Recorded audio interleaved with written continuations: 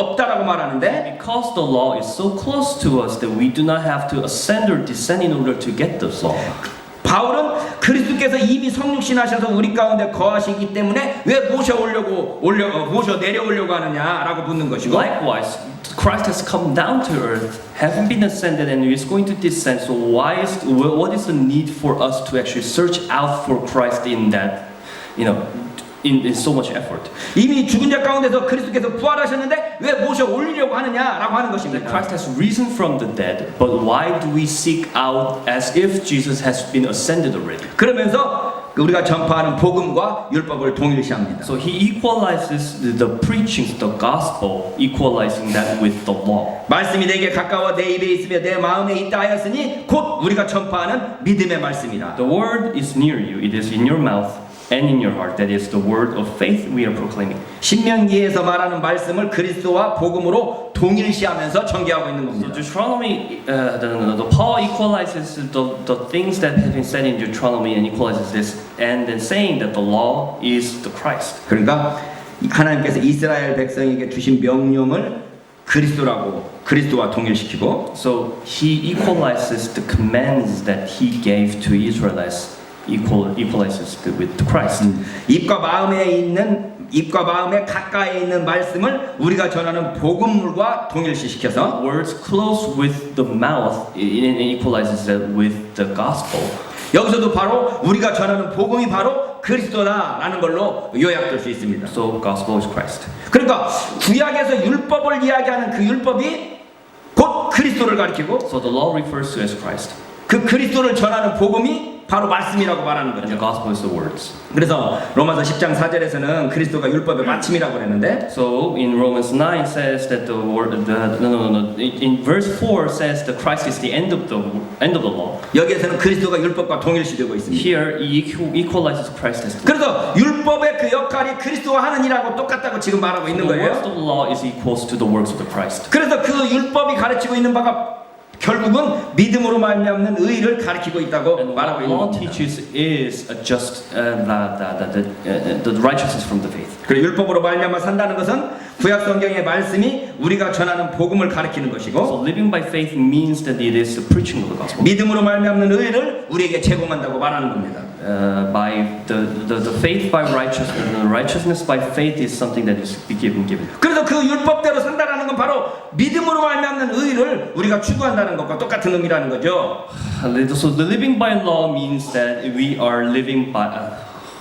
Living by law means that we are living by the righteousness that you get by faith. 유대인들은 율법을 오해했습니다. So Israelites at the end 율법을 ultimately 통해서 행위에 근거한 의로 이해했지만 ultimately they misinterpreted it as if the works has to be done in order for that laws to be in order for that the faith is to be given. 바울이 이해한 율법은 자 바로 믿음으로 말미암는 의를 가르치고 있다고 이해하고 있는 But 겁니다. Paul interprets this that that righteousness comes from the faith. 그래서 바울이 이어지는 10장 나머지 구절은 우리가 다 알고 있는 So the 이야기들입니다. rest of the verses from the chapter 10 on is the verses that we know. 입으로 예수를 주로 시인하는 것이 우리에게 구원을 준다는 것이고 That if you confess with your mouth Jesus is the Lord and believe in your heart that God 누구든지 주의 이름을 부르는 자는 구원을 얻을 you will 것이고 be saved, and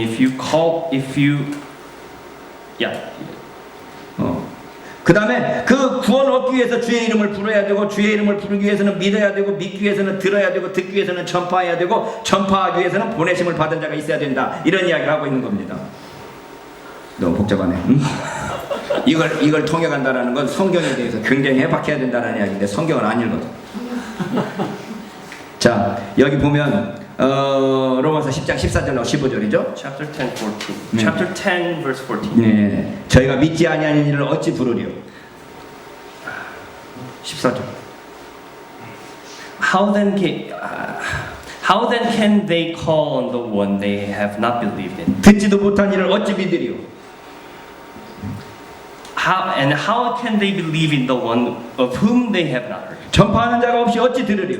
How can they hear without someone preaching to them? 보내심을 받지 아니하였으면 어찌 전파하랴. And how can they preach unless they are sent? 이걸 시간적인 순서대로 정리해 So 보면 if you chronologically order this, then 보내심을 받는 자가 전파하고 so the one who's been sent is going to preach. 전파함으로써 듣게 되고 By being preached, you listen. 들음으로써 믿게 되고 By listening, you believe. 믿음으로써 주의 이름을 부르게 되면 And by believing that faith, you call out Jesus' name. 주의 이름을 부름으로써 구원을 얻게 된다. By calling Jesus' name, you will be saved. 이 간단한 원리를 이스라엘 백성들이 믿지 않고 순종하지 않는다는 So 것입니다. this simple logic, the Israelites did not listen to it. 그래서 바울이 이스라엘 백성들을 향하여서 몇 가지 질문을 던지고 So Paul 있습니다. starts to question the Israelites. 10장 18절로부터 Starting verse 18. 11장에 걸쳐서 바울이 질문하고 있는 질문은 On to 단어 chapter 같은 11, the 질문들입니다. questions are like this. 제가 제목만 읽겠습니다. 그들이 하나님의 말씀을 듣지 못했습니까? So did not I hear?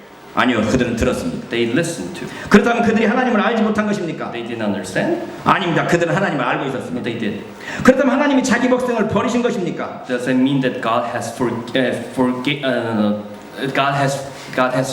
God has left them out? 하나님은 그들의 자기 백성을 버리지 않습니다. But God did not give up on Israel. 엘리야가 나 하나밖에 없습니다라고 말할 때 아니라 아직도 7천 명이나 남아 있다라고 말씀하셨던 것처럼 Now Elijah says there's no one left, and God says there's still 7,000 people. 하나님께서는 자기 백성을 버리지 않습니다. So He has not given up on Israel. 그럼 하나님께서 그 백성을 버리시지 않은 결과가 So 무엇입니까? what's the result of Him not giving up on His people? 11장으로 넘어갔습니다. Chapter 11. 이스라엘이 구하는 그것을 얻지 못하고 오직 택하심을 입은 자는 얻었고 그 남은 자들은 완악하여지니라. 7절. What then? What Israel sought so earnestly it did not obtain, but the elect did. The others were hardened. 하나님께서 그 백성을 버리시지 않은 결과 이스라엘 백성들이 둘로 나눠집니다. So the result of Him not giving up on Israel is the result is that the nations has been divided. 하나님의 복음을 받아들임으로써 구원을 받는 사람이 있고 By receiving God's words, there are people who are saved, 그 복음을 거절함으로써 완악해진 사람들이 있다는 겁니다. and there are people who have given up on the gospel and their hearts become hardened. 그럼 이스라엘은 실족하여 완전히 넘어지는 것인가? So does it mean that Israelites will follow? 마지막 질문입니다. That's the last question. 그럼 이스라엘이 완전히 실족하여 넘어지는 것인가라고 질문한 겁니다. So the question is Israelites did the Israelites fall? 바울은 이 대답에 대한 이 질문에 대한 대답 역시 그럴 수 없다라고 말하면서 Paul's answer to that is ultimately no. 저희가 11장 11절에 보면 Chapter 11:11. 저희의 넘어짐으로 구원이 이방인에게서 이르러 이스라엘로 시기나게 함이니라라고 말씀합니다. Again I ask, did they stumble so as to fall beyond recovery? Not at all. Rather, because of their transgression, salvation has come to the Gentiles to make Israel envious. 이방인들이 예수를 믿음으로 구원을 얻는 것이 유대인들을 시기나게 해서 그 유대인들이 예수 믿게 되겠다는 So it 이야기입니다. means that because God has given salvation to the Gentiles, Israelites become envy and they start to believe in the Christ. 그러니까 하나님께서 이방인들을 예수 믿게 하는 것은 유대인들을 시기나게 해서 그들로 예수 믿게 하기 위한 방법이라는 So 거죠. this is the way of God trying to make the Israelites believe in, so that they become, by making them envious of the Gentiles. 그러면서 바울이 이 접붙이는 이야기를 하고 있습니다. 접붙임. 11장 17절. 나무의 뿌리가 있고 그 뿌리를 잘라서 다른 나무를 붙이면 그 뿌리에서 나오는 진흙이 이 가지에서 새로운 열매를 So 맺어가는 if 거죠. you have a tree and then if you actually attach a branch out of somewhere else and then if you start to attach them and then the soil of the tree that grows that gives the nutrition to the branch and then branch starts to grow. 그래서 유대인들이 원래 가지였는데 그 유대인 가지를 잘라내버리고 이방인 우리를 거기에 접붙였다는 So what 것입니다. this means is that there was a tree called Jews, the Israelites, and then they actually have been cut off and they actually attach the branch of the Gentiles and then that Gentile branch starts to grow. 그래서 바울이 강조하는 것이 So 무엇입니까? what Paul emphasizes that 유대인들을 잘라내고 너희들을 접붙였을진데 너희들을 잘라내고 다시 유대인을 접붙이지 않는다는 보장이 어디 있느냐? So there is no guarantee that they, if the Gentiles the Gentile branches has been attached to the Jews tree, then does it Does it not follow that likewise God will be able to attach yours again into the tree? 그래서 우리가 하나님의 은혜를 잊지 말고 끝까지 견고하게 붙어 있어야 된다고 강조하는 So 거죠. that's why he emphasizes that we have to attach to that tree firmly and strongly. 자, 이 구절 이러다가 이 11장에서 가장 어려운 구절이 25절로 26절입니다. So chapter 11 verse 25 to 26 the most 형제들아 너희가 스스로 지혜 있다함을 면키 위하여 이 비밀을 너희가 모르기를 내가 원치 아니하노니 Now, 이 비밀은 이방인의 충만한 수가 들어오기까지 이스라엘의 덜어는 완악하게 된 것이라. 그리하여 온 이스라엘이 구원을 얻으리라. I do not want you to be ignorant of this mystery, brothers, so that you may not be conceited. Israel has experienced a hardening in part until the full number of the Gentiles has come in, and so all Israel will be saved. 여기 보면 구원사의 세 단계가 나오고 있습니다. So three steps of the salvation. 이스라엘 사람들이 불신앙하고 Israel has become untrustworthy. 이 이방인의 충만한 수가 구원을 받고 The enough number of Gentiles become saved, 그래서 마지막에 온 이스라엘이 구원을 얻습니다. and all Israel will be saved. 이스라엘의 불신앙, 이방인의 구원, 이스라엘의 다시 구원 The 이렇게 되는 hardening 거죠. part, Gentiles become the full number, and then Israel is being saved again. 그러니까 우리가 로마서 1장 16절에 보면은 첫째는 유대인에게 또한 헬라인에게로 복음이 증거되는데 So in Romans chapter 1:26, it talks about first to the Jews, then to the Gentiles. 16. No, 16, I mean.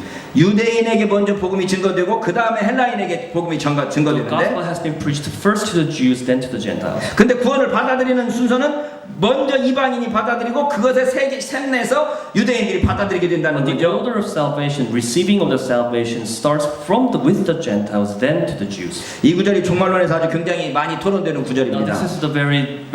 this thing is very discussed in talks about the end of times. 이방인의 충만한 수가 들어온다라는 것은 종말의 때를 말하는 거죠. So when the full number, enough number of people of the Gentiles come in and being saved, that means that it is actually the end of time. 그러면 온 이스라엘의 구원을 받는다 할 때 그 온 이스라엘은 무엇을 의미합니까? So if they say if he says that all Israelites will be saved, what does that mean? 이게 마지막 때 이스라엘 백성들 전체가 회개해서 구원받게 된다라는 걸로 해석하는 사람들이 세대주의자들입니다. 세대주의자가 뭐야? 세대가 있잖아. 1세대, 2세대 할 때. No, not generation. 제너레이션이야. Generationist. So generationist, I'll say, those seek out the generation, believing the generation. 세대주의자를 뭐라고 그래요? No, not generations. 어쨌든 그 세대를 나누는 그 사람들이 이 구절을 종말에 있을 이스라엘 백성 전체의 회개라고 생각을 하고 이 구절을 So they consider no, I didn't get it. 그러니까 이 이야기가 종말에 일어날 일로 생각을 하는 So 거죠. they consider this as something that's going to happen in the end of times. 어쨌든 이 구절이 좀 중요한데 벌써 12시가 넘어서 길게 이야기를 못할 것 Anyhow, 같고 I think that this is very important, but the noon has passed already. 어쨌든 이건 이스라엘 그러니까 예수님이 오실 때까지의 모든 예수 믿는 이스라엘 백성들을 가리킨다고 해석을 해야 됩니다. So you have to understand this, that at the end times the Israelites will be saved. 그러니까 앞에서 유대 이방인의 충만한 수하고 So the full number of Gentiles, 그 다음에 온 이스라엘이라는 것이 all Israelites, then. 구원받는 두 집단을 이야기하는 So 거죠. there are two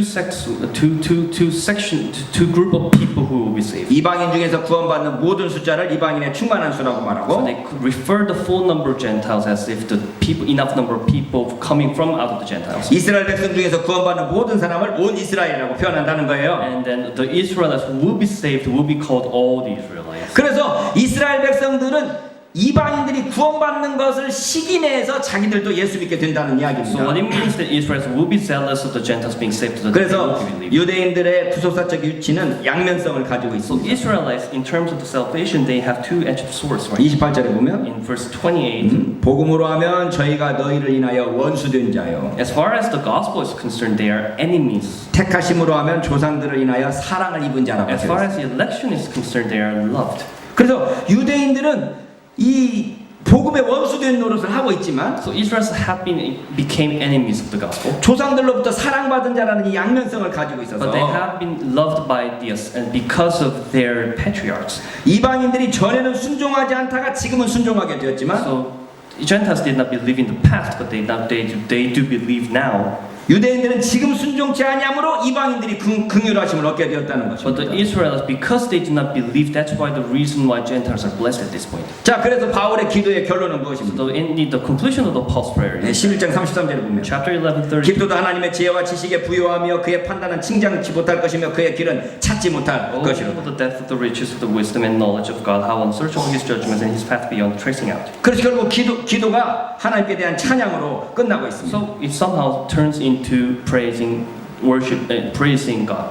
여러분, 바울의 기도는 자기가 그리스도께 저주를 받아서 그리스도께 끊어질지라도 자기가 기도하는 기도가 있다고 기도하고 있습니다. So Paul prays that he'd rather be cut off from Christ in order to have his brothers be saved. 이스라엘 백성들을 구원을 위해서 자기가 저주를 받을지라도 그들의 구원을 원한다는 것입니다. That he'd rather be cursed himself to in order to save the Israelites. 근데 이 바울의 기도를 살펴보면 그 바울의 기도는 그저 하나님께 떼쓰고 응석 부리는 어린아이의 기도가 But 아닙니다. if you look into the prayers of the Paul, it does not just go on saying, just begging for the Savior. 하나님의 전체 구속사를 조망합니다. And he actually goes all over the entire history of the salvation. 그리고 자신이 할 일이 무엇인가를 찾아봅니다. And finds out what he needs to do within. 그리고 그 의미가 무엇인지를 알아가면서 부르짖는 기도입니다. And starts to shout out the things that he wants from through the prayer by understanding what it means. 그래서 결국 하나님의 지혜와 지식에 부요하심에 감탄하게 되고 그 측량치 못할 은혜와 영광을 찬양하는 것으로 마무리됩니다. And starts to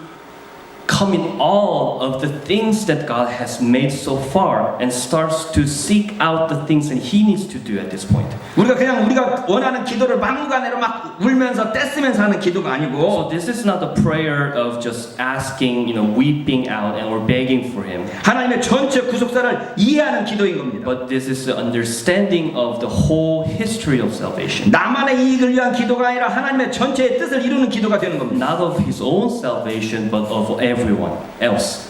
우리가 기도를 그저 우리가 그냥 원하는 거 막 기도하는 걸로 오해하고 있는데 So we sometimes misinterpret it and misconceive the fact that the prayer is just over ourselves. 하나님으로부터 응답받는 기도를 하기 위해서는 하나님의 뜻을 이해하는 분별력과 지혜가 필요합니다. But in order to listen to the answers that God gives to us, we have to be able to discern the things that He says to us. 더 많은 고민과 탐구가 필요합니다. All the searchings, all the questions, and all the investigations that we have to do. 우리가 그저 필요한 것들을 구하고 떼쓰는 어린아이의 경지에서 벗어나야 됩니다. So we have to get out of the stage of the infant stage where we're just asking for the sake of asking. 하나님의 뜻을 구하고 찾는 성숙한 기도의 사람이 되어야 합니다. To be able to search God's will through the prayer.